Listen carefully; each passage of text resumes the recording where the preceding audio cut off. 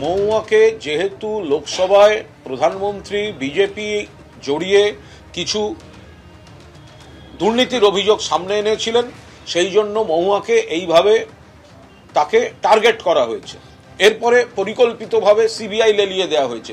CBI Suvendu অধিকারীর নামে FIR করে আর যায় মহুয়া মৈত্রর বাড়ি। তো সিবিআই এত লাফালাফি, তো এফআইআর নেম শুভেন্দু অধিকারীকে অ্যারেস্ট করতে পারছে না। বছরের পর বছর সেই এফআইআর পড়ে থাকে আর তৃণমূলের বাড়িতে সিবিআই ঘুরে বেড়াচ্ছে। মহুয়া মৈত্রকে ডিস্টার্ব করার চেষ্টা করছে। কৃষ্ণনগরের মানুষ, বাংলার মানুষ সমুচিত জবাব দেবেন।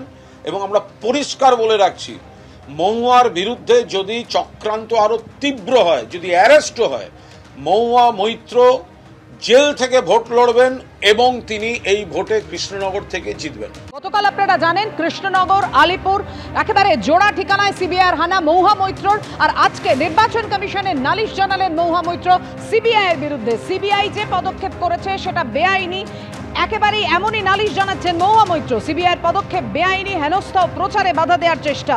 নির্বাচনী বিধি লাগু হওয়ার পর কেন্দ্রীয় এজেন্সির তদন্ত নিয়ে গাইডলাইন বেঁধে দেওয়া উচিত।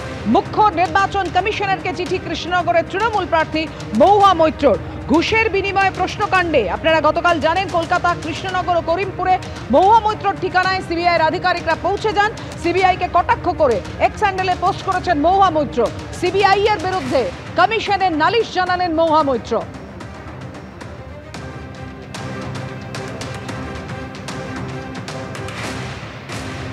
সিবিআই এর পদক্ষেপ বেআইনি, হেনস্থা, প্রচারে বাধা দেওয়ার চেষ্টা।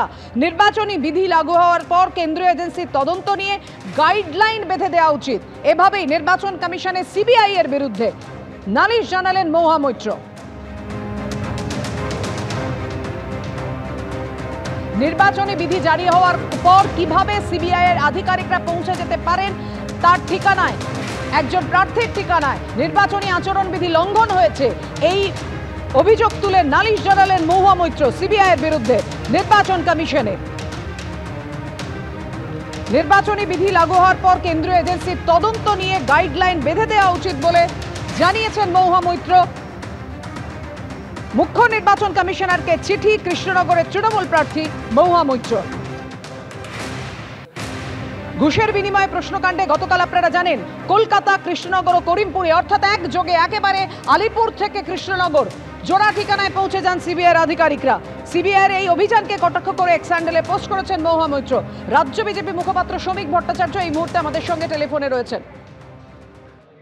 শ্রমিক, আপনি জানেন যে নালিশ করেছেন মহুয়া মৈত্র নির্বাচন কমিশনে যে আদর্শ আচরণবিধি লাগু হওয়ার পর সিবিআই এভাবে তদন্ত করতে পারে না। আদর্শ আচরণবিধি লাগু হয়ে যাওয়ার পর তদন্ত বন্ধ হয়ে যায় এরকম কোনো আইন কিন্তু নেই, অন্তত এটা আমরা জানি। আমরা জানি মহুয়া মৈত্রর বিরুদ্ধে একটি গুরুতর অভিযোগ ছিল, যে অভিযোগ ছিল দেশের আভ্যন্তরীণ নিরাপত্তাকে কম্প্রোমাইজ করে ফেলা, একটা বিপজ্জনক স্থিতি তৈরি করা। এই অভিযোগের ভিত্তিতে এথিক্স কমিটিতে তার বয়ান নেওয়া হয়েছে এবং তিনি নিজেই যে বিবৃতি দিয়েছেন তার বিরুদ্ধে ওঠা অভিযোগকে তিনি কার্যত স্বীকার করে নিয়েছেন। বেরিয়ে এসে রাজনৈতিক প্রতিহিংসা কথা বলার বিষয়টি সম্পূর্ণ ভিন্ন, কিন্তু মূল অভিযোগ আজকে শোনার পর সেটা কিন্তু প্রমাণিত হয়েছে এবং প্রতিষ্ঠিত হয়েছে। পরবর্তী ক্ষেত্রে এটা নিয়ে সিবিআই তদন্ত করছে। এখন তদন্তের গতি যদি তার মনে হয় যে তার নির্বাচনী প্রচারে ব্যাঘাত ঘটছে, তদন্তটাই শুধুমাত্র রাজনৈতিক উদ্দেশ্য প্রণোদিত, তার যদি এটা মনে হয় যে তাকে নির্বাচন করতে বাধা দেওয়া হচ্ছে, তার জন্য তিনি ঠিকই করেছেন, নির্বাচন কমিশনের কাছে গেছেন, প্রয়োজনে আদালতে যাবেন। এ নিয়ে আমাদের কি বলার থাকতে পারে?